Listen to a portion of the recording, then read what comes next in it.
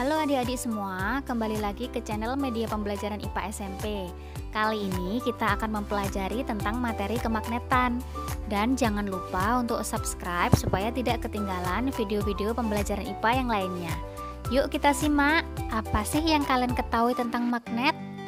Ya, magnet adalah suatu benda yang mempunyai sifat bisa menarik benda-benda tertentu atau yang bersifat magnetik. Kata magnet berasal dari kata magnesia yang merupakan nama suatu daerah di Asia Kecil di mana ditemukannya batu besi lebih dari 2000 tahun yang lalu yang bisa menarik benda-benda tertentu. Dan bangsa Cina sudah menggunakan petunjuk arah kompas yang bersifat magnetik dalam pelayarannya kira-kira mulai tahun 1200-an. Tapi pertanyaannya, apakah semua benda bisa ditarik oleh magnet? Ternyata tidak. Nah, bahan-bahan di alam ini dibedakan menjadi 3, yaitu bahan ferromagnetik, bahan paramagnetik, dan bahan diamagnetik. Nah, bahan ferromagnetik adalah bahan yang dapat ditarik dengan kuat oleh magnet, contohnya besi, baja, nikel, kobalt. Sedangkan bahan paramagnetik adalah bahan yang ditarik dengan lemah oleh magnet, contohnya aluminium, platina, dan mangan.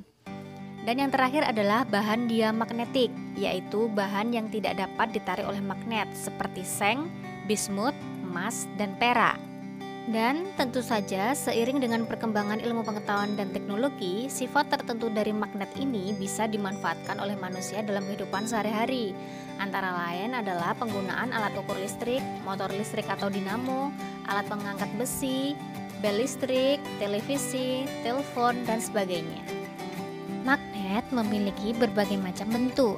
Ada magnet silinder, magnet batang, magnet jarum, magnet U, magnet ladam, magnet keping, dan sebagainya. Manakah bentuk magnet yang sering kalian jumpai dalam kehidupan sehari-hari? Setiap magnet selalu mempunyai 2 kutub di setiap ujung-ujungnya, yaitu kutub utara dan kutub selatan. Biasanya kutub utara disimbolkan oleh huruf N dan kutub selatan disimbolkan oleh huruf S. Ada juga yang menyimbolkan kutub utara itu diberi warna merah dan kutub selatan itu diberi warna biru. Kutub-kutub yang tidak senama atau kutub utara bertemu dengan kutub selatan akan terjadi tarik-menarik.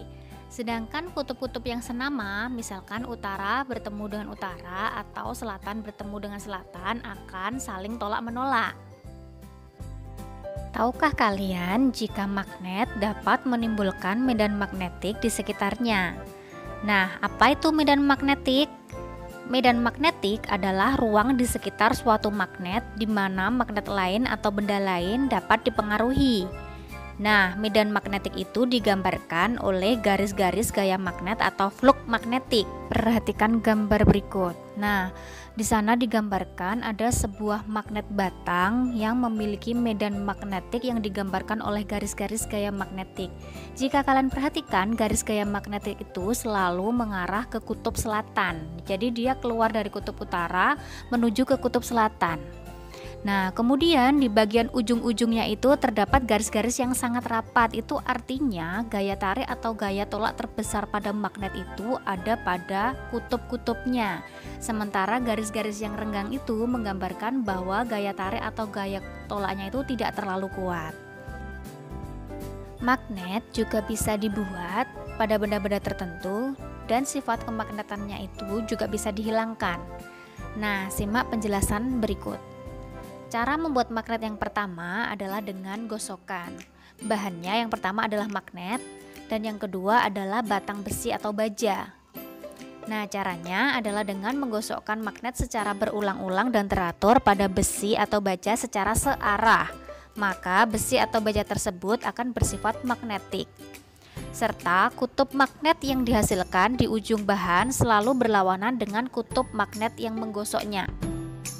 Cara membuat magnet yang kedua adalah dengan mengalirkan arus listrik DC atau arus searah atau nama lainnya adalah elektromagnetik. Nah, bahan yang diperlukan adalah sumber arus DC, bisa baterai, bisa aki, dan yang kedua adalah kumparan kawat atau lilitan kawat penghantar listrik. Dan arah kutub magnet dapat ditentukan dengan kaidah tangan kanan.